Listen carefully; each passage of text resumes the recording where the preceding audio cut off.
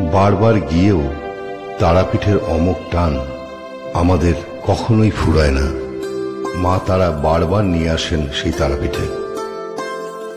কিন্তু এই তারাপীঠ কিভাবে সাধনার এক বিশেষ ভূমিতে পরিণত হল, কিভাবে তা সাধনপীঠ হয়ে উঠল, আজ সেই গল্পই আপনাদের বলবো। তারা সাধনাই হল তন্ত্রের সর্বোচ্চ সাধনা।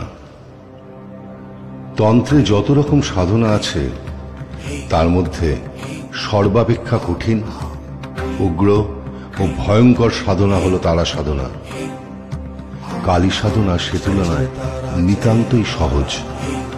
দশমহাবিদ্যার মধ্যে সেই সর্বশ্রেষ্ঠ মহাবিদ্যা তারা সাধনায় সিদ্ধিলাভ করলে কোনো সাধককে আর কিচ্ছু করতে হয় না। তিনি পরম ব্রহ্ম।